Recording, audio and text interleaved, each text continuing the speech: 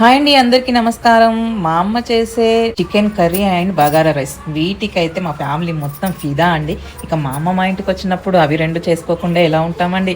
That శ్రావణం కూడా అయిపోయింది. ఇక మనల్ని ఆపేది ఎవరండి. అయితే సగం ఆయిల్ సగం నెయ్యి అయితే వేసుకుంటామండి. మన క్వాంటిటీని బట్టి వేసుకోండి. మీరు రైస్ ఎంత తీసుకుంటారో అంత.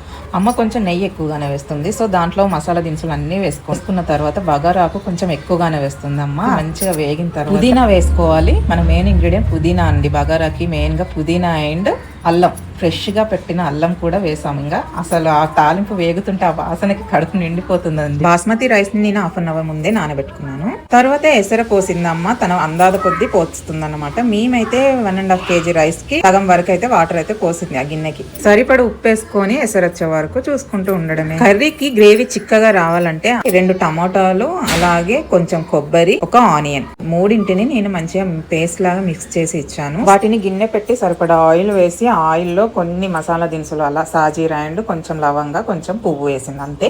అవి వేసి బగారా ఆకు కూడా వేసి నేను ఏదైతే పేస్ట్ చేసి ఇచ్చానో పేస్ట్ అంతా కూడా మంచిగా ఆయిల్లో వేసి పచ్చివాసన పోయేలాగా మంచిగా ఫ్రై చేసుకుంది. పసుపు, అల్లం, ఉప్పు, కారం అన్ని సరిపడా వేసేసుకొని ఫ్రై చేసుకున్న తర్వాత చికెన్ ని యాడ్ చేసుకోవాలి. ఈ ప్రాసెస్ అంతా అయిపోయే లోపు రైస్ అయితే మంచిగా పుల్లలు అయిపోయింది అనమాట. సో దాంట్లో నేను పైన కొత్తిమీర అండ్ పుదీనాతో గార్నిష్ చేసేసి మూత పెట్టేసాను. అది ఉడుకుతున్న టైంలోనే కొద్దిగా వాటర్ అయితే యాడ్ చేసుకున్నాం. ఎందుకంటే మేమంతా గ్రేవీ ఫ్రీలం అండి. మాకు గ్రేవీ లేకపోతే ముద్ద దిగదు. సో అన్ని కలిపిన గరం మసాలా 1.5 స్పూన్ యాడ్ చేసుకొని కర్రీ కొంచెం దగ్గర పడిన తర్వాత మెంతి పుదీనా యాడ్ చేసుకోవాలి. అంతే.